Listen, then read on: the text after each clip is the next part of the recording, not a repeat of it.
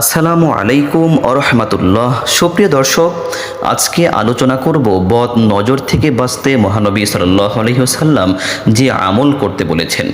বদ নজর হলো হিংসুকের বিষাক্ত দৃষ্টি। অন্যের অর্জনে জ্বলতে থাকা হিংসুকের বিষাক্ত দৃষ্টিতে অনেক সময় মানুষের অনেক বড় ক্ষতি হয়ে যায়। এজন্য মহানবী সাল্লাল্লাহু আলাইহি ওয়াসাল্লাম তার উম্মতদের বদ নজর সম্পর্কে সতর্ক করেছেন। আবু হুরায়রা রাদিয়াল্লাহু তাআলা আনহু থেকে বর্ণিত যে রাসূল সাল্লাল্লাহু আলাইহি ওয়াসাল্লাম বলেছেন, বদ নজর লাগা একটি সত্য ব্যাপার, অর্থাৎ মানুষের কুদৃষ্টি আসলে প্রভাব ফেলে। তাই নিজেকে এবং নিজের সন্তান সন্ততি ও সম্পদকে মন্দ লোকের কুদৃষ্টির আড়ালে রাখার চেষ্টা করতে হবে। সকাল সন্ধ্যা মহান আল্লাহর কাছে মন্দ লোকের কুদৃষ্টি থেকে আশ্রয় চাইতে হবে।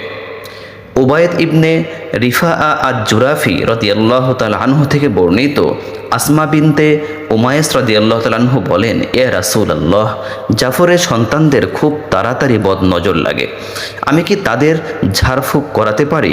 তিনি বলেন, হ্যাঁ, কোনো জিনিস যদি তকদিরকে অতিক্রম করার মতো হতো তবে বদ নজর তা অবশ্যই অতিক্রম করতে পারত। বদ নজর, জাদু টোনা ইত্যাদি থেকে বাঁচতে আমাদের নবীজি সাল্লাল্লাহু আলাইহি ওয়াসাল্লাম বিভিন্ন কোরআনী আমল করতেন।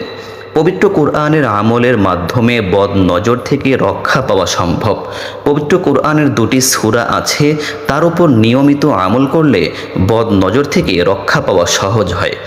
সাহাবী আবু সাঈদ রাদিয়াল্লাহু তাআলা আনহু বলেন, রাসূলুল্লাহ সাল্লাল্লাহু আলাইহি ওয়াসাল্লাম মুআওয়াজাতাইন অর্থাৎ সূরা ফালাক ও সূরা নাস নাজিল না হওয়া পর্যন্ত জিন ও বদ নজর থেকে পানাহ চাইতেন। পরে দুটি সূরা নাজিল হওয়ার পর এই দুটিকেই গ্রহণ করেন, তাছাড়া অন্য সব ছেড়ে দেন। নবীজি সাল্লাল্লাহু আলাইহি ওয়াসাল্লাম এই দুটি সূরা পড়ে বিশেষ পদ্ধতিতে পুরো শরীরে মুছে নিতেন। বিভিন্ন হাদিসে এই দুটি সূরার মাধ্যমে বদ নজর থেকে বাঁচার আমলের পদ্ধতি পাওয়া যায়। আয়েশা রাদিয়াল্লাহু তাআলা আনহা বলেন, রাসূলুল্লাহ সাল্লাল্লাহু আলাইহি ওয়াসাল্লাম যখন আপন বিছানায় বসতেন তখন তিনি তার উভয় হাতের তালুতে সূরা ইখলাস ও মুআওয়াজাতাইন অর্থাৎ সূরা ফালাক ও সূরা নাস পড়ে ফুঁক দিতেন। তারপর উভয় তালু দ্বারা আপন চেহারা ও দুই হাত শরীরে যত দূর পৌঁছায় তত দূর পর্যন্ত মাসাহ করতেন। আয়েশা রাদিয়াল্লাহু তাআলা আনহা বলেন, এরপর রাসূল সাল্লাল্লাহু আলাইহি ওয়াসাল্লাম যখন অসুস্থ হন তখন তিনি আমাকে অনুরূপ করার নির্দেশ দিতেন। ইউনুস রহমাতুল্লাহি আলাইহি বলেন, আমি ইবনে শিহাব রহমাতুল্লাহি আলাইহিকে যখন তিনি তার বিছানায় শুতে যেতেন তখন অনুরূপ করতে দেখেছি। মহান আল্লাহ রাব্বুল আলামিন আমাদের সবাইকে এই গুরুত্বপূর্ণ আমলটি নিয়মিত করার তৌফিক দান করুন। আমিন।